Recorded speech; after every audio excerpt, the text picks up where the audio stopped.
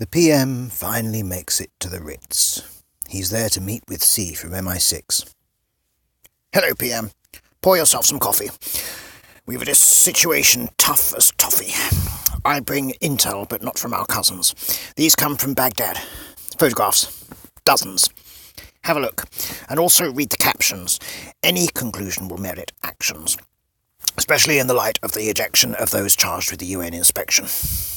I know. I've just heard that worrying news. Without them, what evidence can we use to seal our verdict on how to progress? What kind of lens can X-ray through this mess? Prime Minister, your X-rays are these pics. Upon them let your eyes and mind now fix. You must agree, towards caution we should err. We must see danger in the tiniest blur. When of Baghdad we now inquire of weapons, the silence they respond with surely deafens. Such silence gives us little cause to smile, instead suggesting secrecy and guile. Secrets being my business, I will say, very rarely fade and blow away. When the innocent take our perusal, there is usually no such refusal. Evidence abounds where guilt sticks not. Poison brews within a lidded pot, picking its ingredients in the night, while a good chef gathers in the light. If he will not show us what he's cooking, if he's threatened merely by our looking, that alone should give us cause to worry of the mysteries broiling in his curry. Do you think suspicion is enough? Not merely to talk, but to act tough? MOD says worst case these are scuds. And some are so old they're most likely duds. Anyway, a scud can't possibly threaten Europe. It's not that long-range a weapon. Prime Minister, I admire your expertise, but allow me to expand slightly, if you please. Upon that truthful statement that you make, scuds to Britain far too long would take. But remember, Britain is much more than this small island traced around the shore. Britain lives indeed in our fine cousins. And beyond that, territories, dozens, Commonwealth, uninhabited places, embassies and military bases. All of these on us we bear the weight, by ownership of safeguarding their fate. And the size of such lands matters not. The principle remains, no matter what, to keep our allies safe throughout the world, to shield them from whatever may be hurled. Do I detect that such a threat exists to some state on our territorial list? Yes, Prime Minister. A state is threatened, merely by the presence of such weapons. Cyprus stands less than an hour away from scuds aimed at her military base. The largest Britain has within that area, and if that fact were not enough to scare you, think of what things could lace the missile heads. Chemicals that could see thousands dead. Not just on the base, but in all Cyprus. Think of all the people there that trust us. How would Greece react, and how would Turkey? This Cyprus attack would become murky. We would lose our foothold in the East Med. Good relations there would soon be dead. And what of the people? Dead as well. To their families, what would we tell? That we knew such threats had firm foundation, yet we never challenged the Iraqi nation.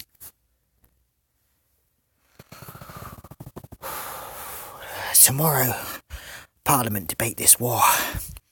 Even with the whips, I'll still need more. Cyprus just won't swing this thing enough. Selling them that threat would be too tough.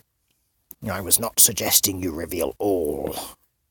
Surely you and I know to conceal can sometimes be merely to add focus, not to be dragged down by facts that soak us like a soldier tramping through the rain. We need to be nimble in this game. Throw off this superfluous wet garment. Think only of intent and armament. Think of opportunity and target. Consider sanctions that have hard hit, anger, motive, and the means to attack. Cyprus, like a knife held to our back. You imply I say whate'er I must? But won't that abuse Parliament's trust? No such abuse would be occurring if you let them vote by their inferring. From the sparse facts, it's your right to choose. These MPs are people, not like you, not like me. They think in clouds and stories. We don't have the luxury of that glory. We face facts cold, hard, and deadly too. I could equally have focused you. But I credit you to have that brain. I know you stand here within the game. So, PM, I give you information.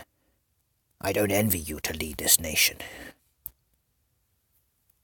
And lead I must. For none else can decide how much of the truth is right to hide. Not hide. You focus. You help them to see. If they knew as much as you and me, no one would agree to mow the lawn, let alone to sound the battle horn.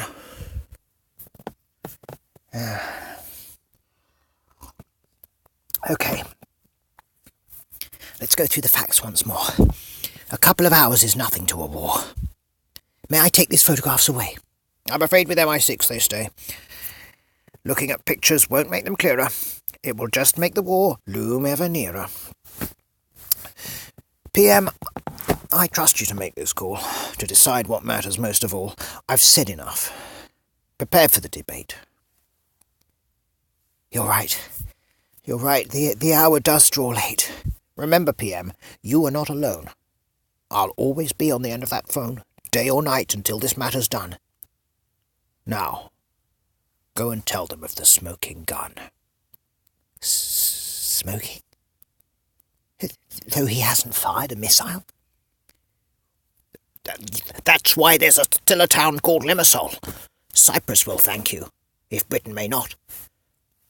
Some may throw their toys out of the cot. When you're in the Commons, think of how all those kittens huddle and meow. If greatness was such a common trait, then we would no longer call it great. Oh, spare me the pep talk. Please, it's bad enough I have to debate this. It'll be tough. In the House, I'll be all on my own, trying to explain these known unknowns. An unfortunate catchphrase, it's true. On the plus side, the spotlight it drew fills the papers read by all the masses, reducing the heat from underneath our asses. Half the problem isn't just the data, it's deciding which of it is weightier. That analysis I'm also charged with, and am responsible regarding giving you my own interpretation if this poses a threat to our nation. A smoking gun has already been shot. True. This smoke is bubbling in the pot, as I put it to you when I said, there's a cook who wants all his guests dead. Shall we wait and examine the missile after it has landed at Limassol? My head's spinning. I think I need to go. I don't feel ready now for tomorrow. I didn't hear you say that, and you didn't say it. Go, Prime Minister. I know you'll slay it. So, now exits an exhausted PM, climbs into his car as one condemned, and the MI6 man sits alone, in his pocket, buzzing, his phone. Hello? No, he's just this minute gone. Yes? Everything possible's been done. Your source had better be solid gold, for that's what the PM has now been told. On the other end of the telephone, a man sits in a dark room alone, gazing at a screen where pictures blaze, pictures that went around the world in days. Has not my intel always been parfait? We have played our part. Now we must wait. Good day, sir. I have another phone call. We will speak again at the embassy ball. Hello? Secretary, yes, it has been done. Well, I loved you calling it a smoking gun. Known unknowns, unknown unknowns, inspired. Stop the smoking gun before it's fired. Yeah, I wondered about the logic there, but nobody seems to really care. Like you say, prevention trumps our cause. It even trumps international laws. Secretary, keep those words from me, please. I believe my part in this is complete. Will I see you at the embassy ball? Of course, though you know you don't know me at all. Britain's debate in a day will be finished. I'm grateful for the part you played in it. Goodbye, Secretary, and may we win. The pips upon my shoulder, metal stars. Every one traded for battle scars. Ribbons running, tied to a sacrifice. And from time to time, a pack of lies. The cards we play are always turned face down. And now we find a new kid is in town. He plays it too, and well. He doesn't show the faces. It could be blank for all we know. He thinks it really matters if his patterns hide genuine military contraptions. As if we can't just look at the receipts. For all that matters now is his defeat. Once you start to rattle the tiger's cage, be sure you are prepared for his rage.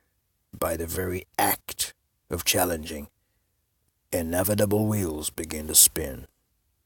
And thus, a general becomes a pawn. And kings within the game, there is not one. A million grains of sand can crush a man. A million raindrops can destroy a dam. If I didn't play my millionth section, things would still move in the same direction. Another's words would land upon the sheet. A million whispers sail a warship fleet. And thus, believing myself to be worthy, I could see no other could deter me, for if such dreadful routes our ships must steer, well, let the boatswain be one without fear, one who knows the seas, the winds, the danger, one to whom strategy is no stranger. If we go in rashness on his journey, let the crew and captain be seaworthy. Thus my fate. I do not choose at all. Never did a soldier choose to fall. Choice and soldiers do not go together. As a postman cannot choose the weather, neither can we choose our point in history. Such things to us must remain a mystery. If the war machine be wrong in this, may God grant this country forgiveness. So the secretary leaves the floor. What will history remember him for? Toil and loyalty and duty-filled days? Or a very badly chosen catchphrase?